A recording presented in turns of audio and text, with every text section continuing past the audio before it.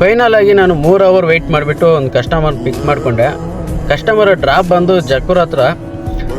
ಕಸ್ಟಮರ್ನ drop ಮಾಡಿ ಮತ್ತೆ ನಾನು ಊಟ ಮಾಡೋಕ್ಕೆ ಹೋಗೋಣ ಅಂತ ಅಂದ್ಕೊಂಡೆ. ಬಟ್ ಜಾಬಲ್ಲಿ ಕಾಸು ಇರಲಿಲ್ಲ. ಅದಕ್ಕೆ ಟೀ ಕುಡಿದ್ಬಿಟ್ಟು ಇವತ್ತು ಕಾಲ ಹಾಕೋಣ ಅಂತ ಟೀ ಕುಡಿತಾ ಇದ್ದೆ. ಮತ್ತು ಇನ್ನೊಂದು ಪಿಕಪ್ ಕೊಟ್ಟ ರೆಂಟಲ್ಲು. ಆ ಕಸ್ಟಮರ್ನ ಪಿಕಪ್ ಮಾಡಿಕೊಂಡು ಮತ್ತೆ ಒಂದು ರೆಸ್ಟೋರೆಂಟ್ ಹತ್ರ ಡ್ರಾಪ್ ಮಾಡಿದೆ. ಮತ್ತು ಅವರು ಮಗನ ಕರ್ಕೊಬಂದ. ಅವ್ರನ್ನ ಕರ್ಕೊಂಡು ಹೋಗಿ ಮತ್ತೆ ಅವರು ಎಲ್ಲಿ ಪಿಕಪ್ ಮಾಡಿದ್ನೋ ಅದೇ ಲೊಕೇಶನಾಗೆ ಮತ್ತೆ ನಾನು ಡ್ರಾಪ್ ಮಾಡಿಬಿಟ್ಟು ನಮ್ಮ ಅಕ್ಕ ಫೋನ್ ಮಾಡಿಬಿಟ್ಟು ಊಟ ಮಾಡಿದೆ ಇಲ್ಲ ಅಂತ ಕೇಳಿದ್ಲು. ನಾನು ಹ್ಞೂ ಅಂದೆ. ನಿನ್ನ ಹತ್ರ ಕಾಸೇ ಇಲ್ಲ, ಊಟ ಹೆಂಗೆ ಮಾಡಿದೆ ಅಂತ ಕೇಳಿದ್ಲು. ಇಲ್ಲ ಮಾಡಿದೆ ಅಂದೆ. ನಾನು 50 ರೂಪಾಯಿ ಹಾಕ್ತೀನಿ, ಹೋಗಿ ಮಾಡು ಅಂದು.